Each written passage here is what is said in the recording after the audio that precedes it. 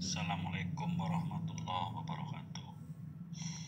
Yang saya hormati Bapak Dr. Hufron, dosen landasan kependidikan dari Apkris.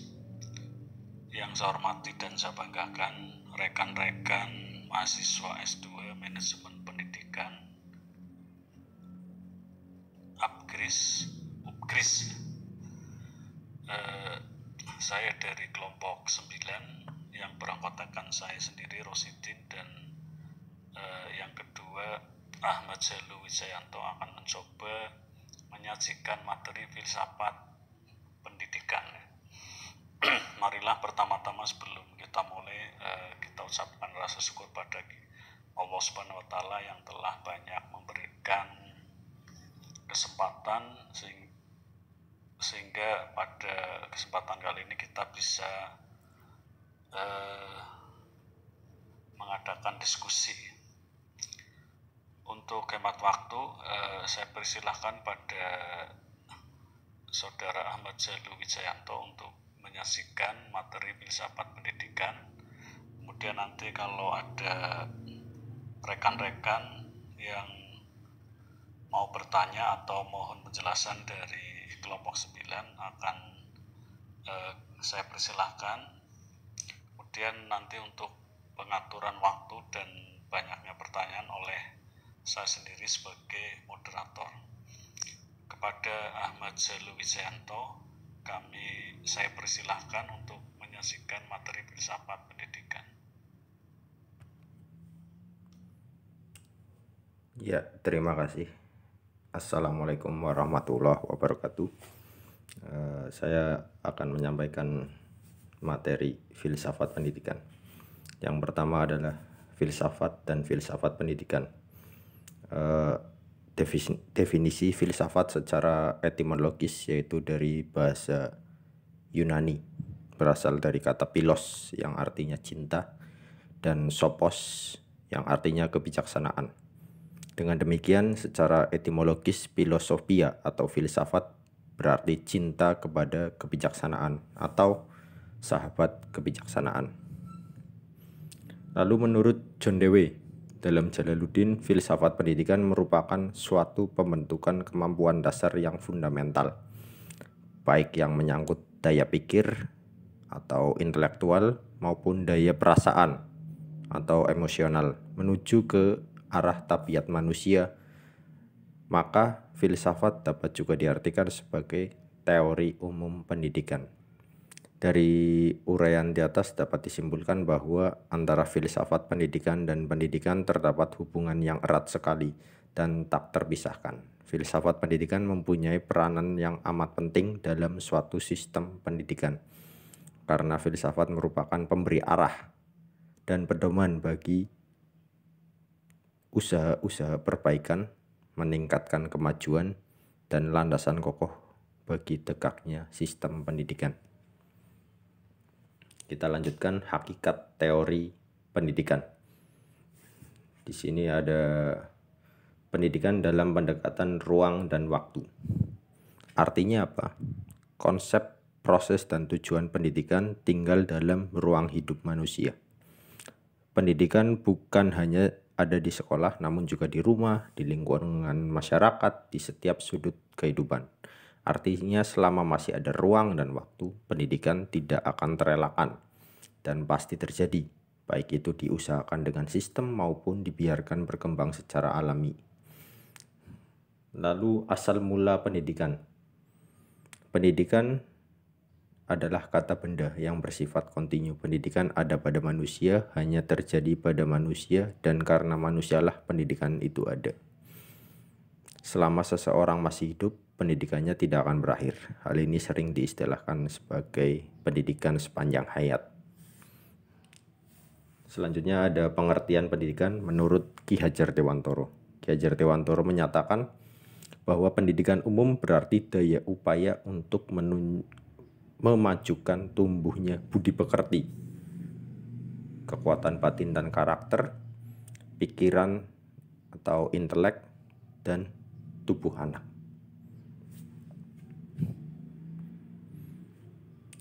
Lalu ada teori pendidikan dan praktik pendidikan. Di sini ada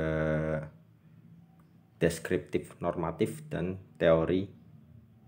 teoritis dan praktis pragmatis. Apa itu deskriptif normatif?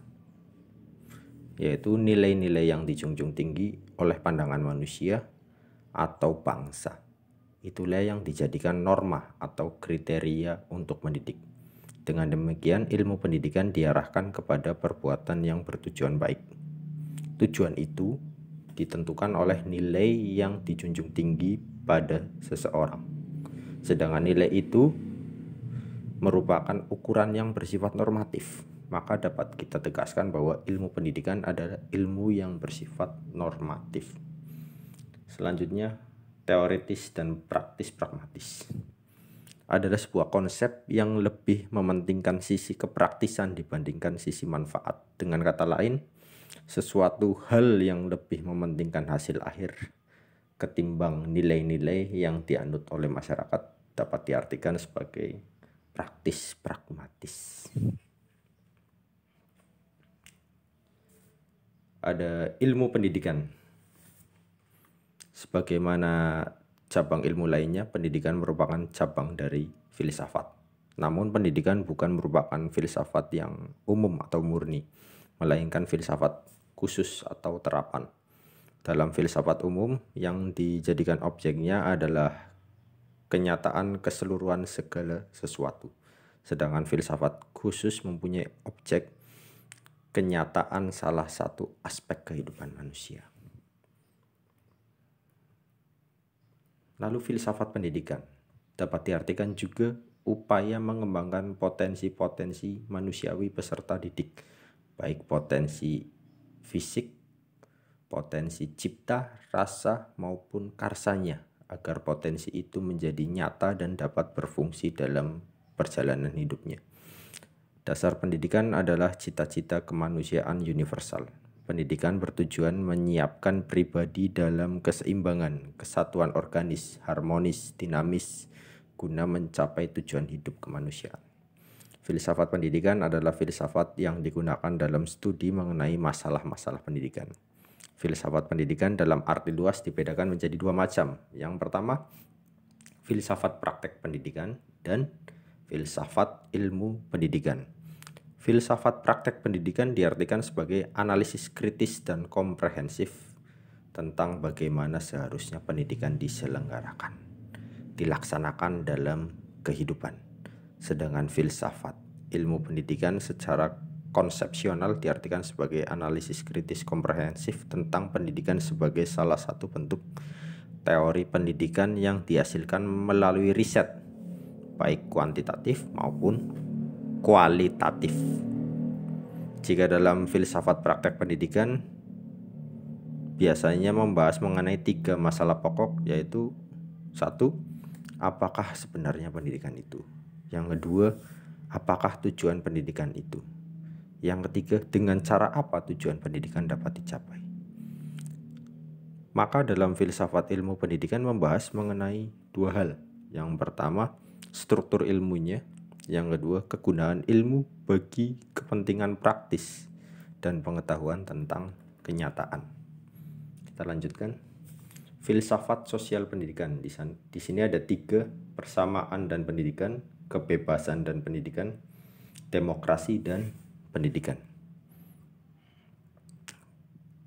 Persamaan dan pendidikan tidak akan berlaku sebagai suatu teori. Yang terbaik dari hal itu adalah merupakan suatu cara yang kacau balau untuk menyebutnya sebagai sebuah keadilan. Bagaimanapun, keadilan dalam pendidikan melibatkan perlakuan yang berbeda bagi para siswa, menyesuaikan dengan tuntutan-tuntutan mereka yang berbeda. Organisasi dan ketentuan dan pendidikan diputuskan bukan dengan mempromosikan persamaan atas kesempatan yang sama, melainkan dengan menangani anak-anak secara jujur dalam hal apa yang harus diberikan kepada mereka. Lalu kebebasan dan pendidikan. Konsep kebebasan dalam pendidikan merupakan dasar dari pendidikan pembebasan. Pendidikan pembebasan adalah pendidikan yang mampu menumbuhkan suasana humanis dan mampu mengembalikan tujuan pendidikan, yaitu sebagai alat untuk memanusiakan manusia. Pendidikan pembebasan muncul sebagai kritik atas konsep pendidikan tradisional atau pendidikan gaya bank. Pendidikan tidak lagi dimaknai sebagai alat menimbun pengetahuan, tetapi sebagai alat untuk penyadaran. Lalu demokrasi dan pendidikan. Menurut seorang tokoh demokrasi dan pendidikan yaitu John Dewey, melihat hubungan yang begitu erat antara pendidikan dan demokrasi. Dewey mengatakan bahwa apabila kita berbicara mengenai demokrasi, maka kita memasuki wilayah pendidikan. Menurutnya, pendidikan merupakan sarana bagi tumbuh dan berkembangnya sikap demokrasi. Oleh karena itu, pendidikan masyarakat tidak akan lepas dari penyelenggaraan negara yang demokratis. Kita lanjut, keterkaitan pendidikan moral dan agama. Ketiganya saling berkaitan. Yang pertama, moral dan pendidikan moral. Pendidikan merupakan proses pengubahan sikap dan tingkah laku seseorang atau kelompok orang dalam usaha mendewasakan manusia melalui upaya pengajaran dan pelatihan yang memiliki tujuan tertentu. Selanjutnya, moral atau moralitas adalah sistem nilai tentang bagaimana seseorang seharusnya hidup secara baik sebagai manusia. Moralitas ini terkandung dalam aturan hidup bermasyarakat dalam bentuk petuah, nasihat, wejangan, peraturan, perintah, dan semacamnya yang diwariskan secara turun-temurun melalui agama atau kebudayaan tertentu. Dengan demikian, pendidikan moral adalah suatu program yang memiliki tujuan untuk mengembangkan perilaku seseorang agar lebih baik lagi, dapat menyesuaikan diri dengan menyesuaikan tujuan hidup masyarakat yang bermoral. Lalu ada agama dan pendidikan agama. Di sini agama menyiapkan norma hidup yang komprehensif yang melandasi tujuan pendidikan. Norma ini bersifat stabil karena berpangkal pada norma yang absolut, berasal dari Allah Subhanahu wa taala yang secara berangsur disadari manusia dalam hidup dalam lingkup waktu dan tempat. Agamalah yang menyiapkan dan melahirkan tujuan pendidikan yang sangat bermakna, sebab tujuan tersebut diwahyukan kepada Rasul yang berpangkal pada tujuan diciptakan manusia itu sendiri. Pendidikan sangat erat kaitannya dengan agama, bahkan agama merupakan landasan terpenting bagi pendidikan. Ilmu pendidikan berlandaskan agama mengandung makna bahwa agama itu menjadi sumber inspirasi untuk menyusun ilmu atau konsep-konsep pendidikan dan melaksanakan suatu pendidikan. Bila berbicara tentang agama, maka tidak akan pernah lepas dari pendidikan. Agama selalu bersifat pendidikan, karena di dalamnya ada transfer ilmu dan pengetahuan yang bersifat dogmatis. Lain halnya kita berbicara tentang pendidikan, maka tidak selalu berkaitan dengan agama. Namun dalam proses pendidikan, maka pendidikan harus sejalan dengan agama dan saling melengkapi, sehingga output yang dihasilkan oleh pendidikan bersifat syamil atau menyeluruh atau paripurna.